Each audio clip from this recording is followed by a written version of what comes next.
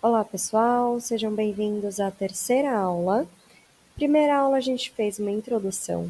Segunda aula a gente falou sobre as doenças causadas por protozoários e nessa também vamos falar sobre doenças causadas por protozoários. Vamos lá? Giardíase. Essa é uma doença muito comum. Ela é uma doença causada por um protozoário unicelular. Lembrando que a gente só vai falar nessas aulas sobre organismos unicelulares. O que são organismos unicelulares? São organismos que têm apenas uma célula, são constituídos por apenas uma célula. Essa doença é causada por um protozoário intestinal. É um protozoário que ele se aloja ali no intestino delgado. Essa doença ela acomete cerca de 220 mil pessoas por ano. Tá? Então, ela é uma zoonose, ela é causada, ela também pode ser acometida em animais também. E o problema dessa doença é que muitos dos casos são assintomáticos. Então, as pessoas elas não têm sintomas quando tem essa doença, na sua grande maioria. Então, por isso que ela é muito difícil de ser tratada. Como essa doença ela afeta o intestino delgado, então é uma doença que vai deixar o seu intestino inflamado. Com o intestino inflamado, diminui a absorção de nutrientes, consequentemente, diarreia. Diarreia junto com dor abdominal, vômito, pode ter náusea, mas o principal sintoma é a diarreia. E é aí que as pessoas elas ficam infectadas. Quando ela tem diarreia, essa diarreia ela está contaminada com ocisto, esse ocisto dura 2 meses, mas os principais sintomas, diarreia. Diarreia, dor abdominal, desidratação. Se o meu intestino delgado ele não consegue absorver os nutrientes, consequentemente eu vou ter desidratação. Consequentemente, também a perda de peso está associada. Então, sempre que tiver diarreia, corre para o hospital porque pode ser um sintoma claro de giardíase. A giardíase é uma doença fácil de ser contraída. Ela é uma doença que tem duas formas. Ela tem a forma de cisto, que é a forma infecciosa resistente ao ambiente que é encontrado em fezes infectadas. Então, essas fezes, ela pode ser encontrada no solo, na água, em alimento. Então, imagina ali que uma pessoa está com sintomas de giardíase, está com diarreia, e essa pessoa defeca no local público, por exemplo, numa piscina, ou talvez até numa represa, num riacho, e as pessoas que estão ali em volta acabam ingerindo essa água, ela pode ficar contaminada. Então, é uma doença que ela é contaminada. As pessoas que são contaminadas com essa doença são pessoas que têm contato com fezes de pessoas infectadas. E a segunda forma de parasita é o trofozoito. Esse já é encontrado liberado no intestino delgado, que é onde os cistos atingem o duodeno e aí ele se encontra. Então, como são as formas de transmissão dessa doença? Primeiro, né, o principal, água contaminada. Então, água de piscina, riacho, lago, ou até a própria água que a pessoa vai ingerir. Se essa água não está muito bem cuidada, lembrando, tá? Esse ocisto, ele pode viver até 2 meses. E ele pode viver até, ele é resistente até água com cloro. Por isso que tem que tomar muito cuidado com piscina, lugar onde tem bastante gente. Então, água, verdura, fruta, sempre bem lavado, isso para quase todas as doenças que a gente está vendo aí sobre parasita. Contato direto com fezes infectada. Outra forma também, artrópode mosca. Então, suponhamos que a mosca ela está ali em contato com fezes, que está infectada. E aí essa mosca ela eventualmente pousa na comida da pessoa. Se essa mosca ela pousou num lugar que está infectado, a patinha dela ali fica com um ocisto e ela pousa no alimento de alguém, esse alguém ele vai ficar infectado porque a pata da mosca vai estar infectada de ocisto. Ou em manipulação de alimento. Então, suponhamos que você está num restaurante onde quem prepara a sua comida não tem uma higiene eficaz. Então, lembra, as pessoas às vezes acham que não tem a doença porque ela não tem sintoma. Então, se eu não tenho sintoma da doença, então eu não estou infectada. E aí que a gente tem que ter cuidado. Muitas pessoas realmente não têm sintomas, são assintomáticas. Mas não quer dizer que todo mundo vai ser assintomático. E também não quer dizer que se você não tem sintoma, você não está doente. Mas voltando. Então, a pessoa que manipula alimento está no restaurante, a pessoa vai ao banheiro, está infectada. Se limpa, não lava a mão como deveria. essa pessoa que vai ali manusear o alimento, ela vai passar o cisto para aquele alimento e ela vai infectar várias pessoas. E por ser uma doença de fácil transmissão, a gente tem que tomar muito cuidado. Pessoal, essa é uma doença que afeta muita gente por ano. Então, sempre que for beber água, sempre que for ingerir algum alimento, sempre que for ao banheiro, lava a mão, lava fruta, vegetal, legumes. Cuidado ao tocar a mão de alguém também. A gente nunca sabe se essa pessoa está infectada, se foi ao banheiro, não fez uma higienização correta.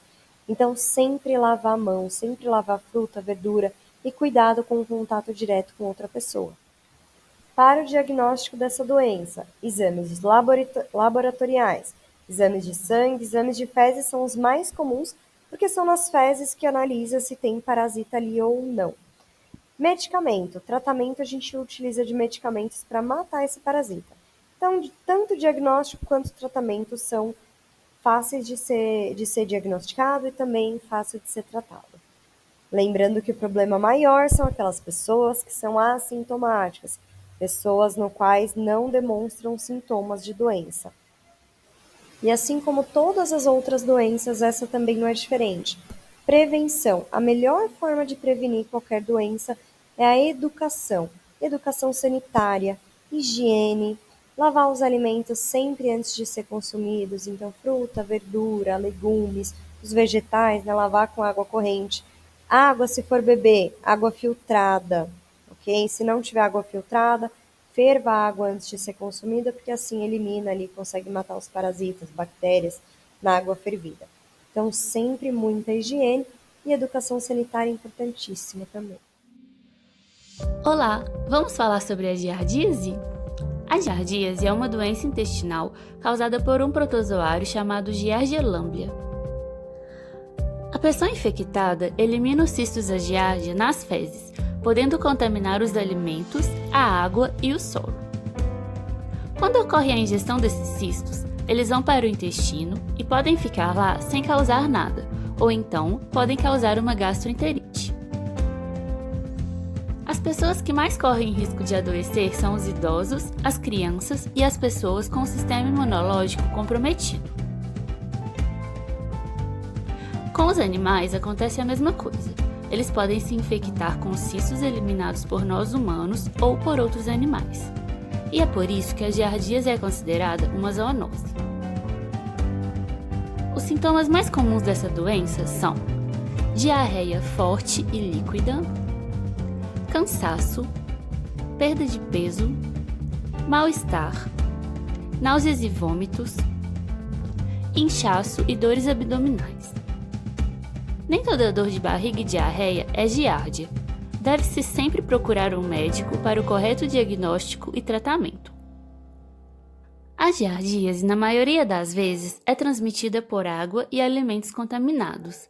Essa contaminação é proveniente de fezes de humanos e animais que possuem a doença. Por isso, para evitá-la, devemos tomar cuidado dobrado com a higiene. Ao mantermos o ambiente limpo e sempre lavar as mãos, diminuímos o risco de contrair a doença. Por isso, é muito importante lavar sempre as mãos, principalmente antes das refeições e após o uso do sanitário. Sempre beber água limpa e filtrada. Lavar bem os alimentos. O seu cão ou gato também sofre com a mesma doença. Eles adquirem a giardia da mesma forma que nós, através de água e alimentos contaminados. Quando estão com a doença, podem contaminar o ambiente e transmitir para os humanos. Os sintomas são bem parecidos com os nossos. Eles também têm enjoo, diarreia bem líquida, forte e pode até ter sangue. Ah, e lembrando, sempre que o seu animalzinho apresentar essas alterações, ele deve ser levado a um médico veterinário para correto diagnóstico e tratamento.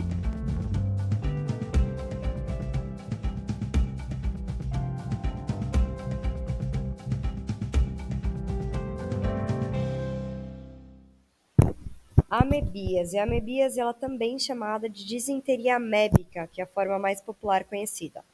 A amebíase é uma infecção causada por um parasita que se aloja no cólon do paciente, no caso, o intestino grosso.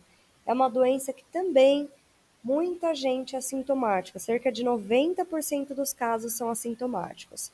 No mundo, registrado 500 mil pessoas infectadas, então também é uma doença muito popular. Mas afinal, o que causa a amebíase? Pessoal, a amebíase, ela, assim como a giardia, ela é causada pela ingestão de cisto. Isso pode ocorrer por meio de consumo de alimento ou líquido contaminado. A ocorrência da amebíase é mais frequente em local que tem pouco saneamento básico. Então lembre, sempre que tiver pouco saneamento básico, a chance de correr o risco de pegar uma doença é muito grande, uma vez que a contaminação do solo pode chegar aos alimentos, lençóis freáticos e até mesmo afetar a água que é utilizada para o consumo humano. E como se trata de uma doença que também atinge o intestino, igual a giardíase, também vai ocorrer dor abdominal, dor ao evacuar, disenteria, perca de peso, febre, pode ter também perfuração do colo e principalmente a diarreia, que é por onde os cistos eles são soltos e liberados. E por mais que existam vários sintomas, a maioria das pessoas são assintomáticas. Como eu havia falado, cerca de 90% das pessoas não apresentam sintomas nenhum de amebíase. Só que existem pessoas também que apresentam os sintomas. Já os sintomas que envolvem o fígado, pulmão e cérebro, geralmente são aqueles sintomas mais graves, são associados a uma forma muito agressiva, que a gente conhece como forma magma. Nessa situação, o protozoário invade a parede do cólon e atravessa e cai na circulação sanguínea. Assim, pode afetar o cérebro, o pulmão e é mais comum o fígado. Então, pessoal, essa doença, ela sim pode ser assintomática, na maioria dos casos é, só que ela também pode ser de forma magma. Forma magma é aquela forma mais avançada, mais agressiva. E essa forma ela pode inclusive levar à morte, porque ela pode afetar o cérebro, o rim, o intestino, e a pessoa pode vir a óbito por conta disso. Acompanhe a imagem comigo. Então a pessoa ela ingere o alimento, esse alimento está contaminado com cistos. Esses cistos eles podem estar em alimentos, água contaminada, tudo bem? Então, ingeriu esses cistos, vai parar diretamente no estômago, desce pelo esôfago, chega no estômago. No estômago, esses cistos resistem até ao suco gástrico. No final ali do intestino delgado para o começo do intestino grosso, esses cistos se abrem, liberando os trofozoítos, que se multiplicam e podem até chegar nos outros órgãos do nosso corpo. Não é comum, pessoal, que os trofozoítos eles entrem em contato com outros órgãos do nosso corpo, exceto quando acontece ali uma ulceração, que é esses trofozoítos eles vão entrar nessa úlcera no revestimento intestinal e aí sim pode acontecer a forma magma da doença, né, que é a forma mais perigosa. Então, quando essa pessoa for defecar, ela vai defecar os cistos e juntamente ela pode defecar também os trofozoítos. Só que lembrando que os trofozoítos eles são frágeis, eles morrem. O que vai persistir ali por até 2 meses vivos são os cistos, que são cistos que infectam outras pessoas.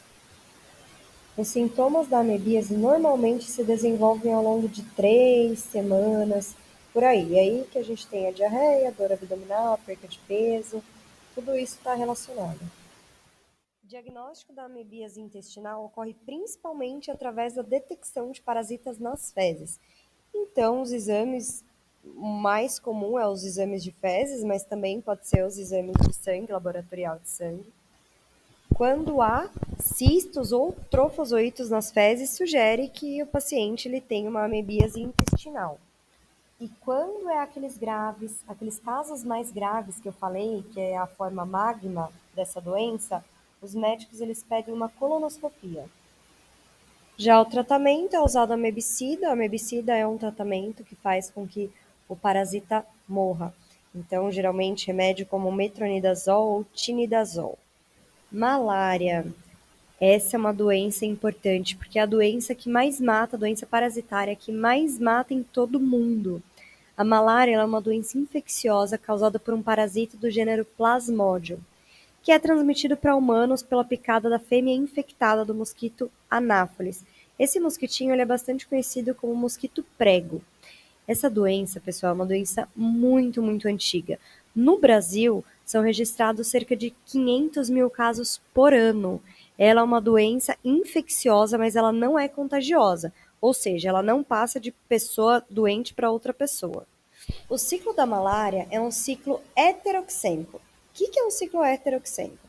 É aquele ciclo que tem dois hospedeiros, o intermediário e o definitivo. Nesse caso, o intermediário vai ser o homem e o definitivo o mosquito. A picada da fêmea do mosquito Anopheles transmite através da sua saliva o plasmódio, que vai para a corrente sanguínea da pessoa na fase de esporozoito. Esses esporozoitos eles vão até o fígado, onde eles se amadurecem, se multiplicam. Cerca de 15 dias mais ou menos, eles dão origem à forma de merozoito. Esses merozoitos eles rompem a célula do fígado e atingem a corrente sanguínea, passando a invadir os glóbulos vermelhos do sangue. E aí, dentro da célula sanguínea que está infectada, eles vão se multiplicando, rompem essa célula e passam a invadir outras, em um ciclo que dura mais ou menos 48 a 72 horas, muita coisa. A malária, pessoal, ela pode ser causada por várias espécies de plasmódio. Por exemplo, o falciparum, ovale, os nomes bem complicados, vivax e malari. No Brasil, os únicos que causam problema pra gente é o falciparum, vivax e malari. E assim como qualquer doença que vem do mosquito, a gente tem que ter muito cuidado e tem que ter muito cuidado com higiene do local, tem que ter uma educação ambiental. Essa doença, geralmente, né, que são causadas por mosquitos, elas acontecem em ambiente mais tropical, ambiente mais calor, subtropical, geralmente continente africano. No Brasil, por exemplo, o que mais se aproxima e que mais tem esse ciclo da malária é a região da Amazônica. E qual que é o lugar preferido do mosquito para colocar os seus ovos? Geralmente, eles são colocados em água limpa, sombreada, de baixo fluxo, muito frequente na Amazônia. Por isso que o índice de malária na Amazônia é altíssimo. E assim como qualquer doença que envolve mosquito, as medidas de prevenção são as mesmas. Então, evitar criadouro de mosquito, evitar água parada, água de chuva principalmente, bastante mosquiteiro, de preferência na casa toda, se possível, para quem mora na região da Amazônia, por exemplo. Limpeza de margem de criadouro, modificação do fluxo de água, repelente importantíssimo também. Esse mosquito ele é bastante abundante ao entardecer e ao amanhecer, mas isso não quer dizer que ele não pique aí durante o dia todo. Então, muito cuidado, sempre uma roupa que proteja mais o corpo, tela e principalmente inseticida. Para que tenha um diagnóstico ali preciso de malária, pode ser feito um teste, uma amostra de sangue do paciente, ou um outro teste que chama gota espessa, que é um teste que é feito um pequeno furo na ponta do dedo do paciente para que obtenha ali um pouquinho de sangue. Essa gota ela é analisada em microscópio, que busca ali a presença de protozoário nessa amostra de sangue. Os sintomas da malária geralmente febre, calafrio, tremores, sudorese, bastante dor de cabeça. E o tratamento se faz de remédio chamado antimaláricos. Esse remédio ele pode ser fornecido também através do Sistema Único de Saúde. O SUS ele oferece esse medicamento de graça também.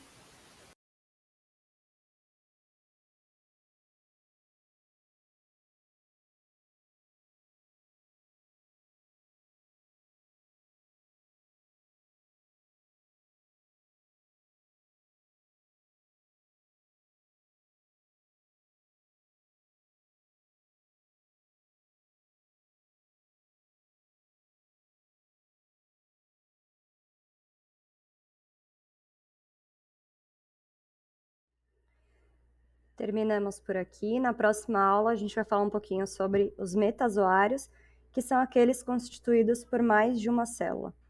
Muito obrigada, até a próxima aula.